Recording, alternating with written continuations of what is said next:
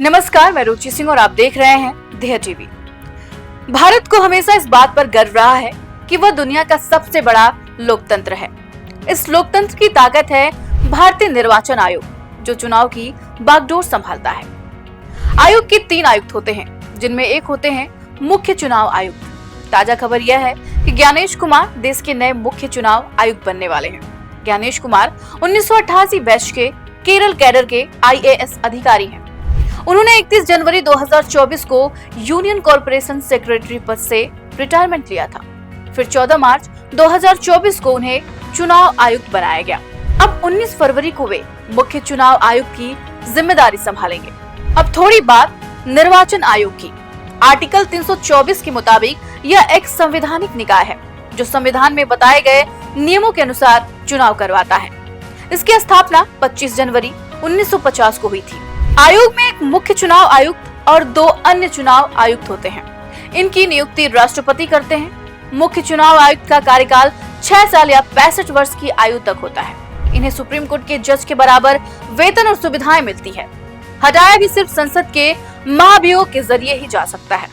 निर्वाचन आयोग के काम बहुत जरूरी होते हैं। चुनाव कराना, मतदाता सूची बनाना, राजनीतिक दलों का पंजीकरण करना और चुनाव आचार संहिता जारी करना। साथ ही अनुच्छेद 103 के तहत सांसदों की अयोग्यता पर राष्ट्रपति को सलाह देना भी इसका काम है। ये काम आयोग राज्य स्तर पर विधायकों के लिए भी करता है।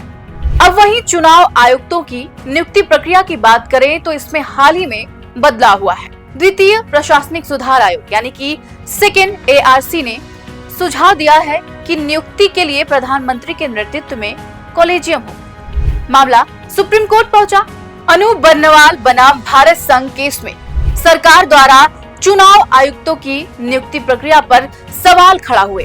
सुप्रीम कोर्ट ने 2023 में ऐतिहासिक फैसला देते हुए कहा कि जब तक संसद कोई कानून नहीं बनाती, तब तक चुनाव आयुक्तों की नियुक्ति प्रधानमंत्री, लोकसभा में नेता प्रतिपक्ष और CGI की चयन समिति करेगी। फिर सरकार ने मुख्य चुनाव आयुक्त और अन्य चुनाव आयुक्त अधिनियम 2023 बनाया।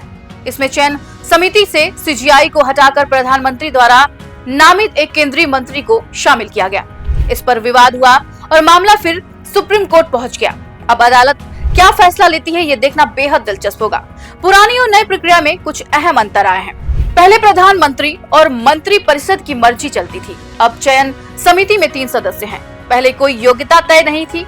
अब उम्मीदवार के पास चुनाव प्रबंधन का अनुभव और सचिव स्तर पर पद होना जरूरी है। पहले वेतन सुप्रीम कोर्ट के जज के बराबर था, अब कैबिनेट सचिव के बराबर होगा। तो दोस्तों, अब आप बताइए इस नए कानून पर आपकी क्या राय है? नीचे कमेंट करके जरूर बताइए। ये बदलाव लोकतंत्र के लिए सुधार है या फिर सरकार की मर्जी का विस्तार? फिलहाल के लिए बस इतना ही। हम जल्द ही मिलेंगे एक नए एपिसोड के साथ। तब तक याद रखिए, पढ़ते रहिए और बढ़ते रहिए। नमस्कार।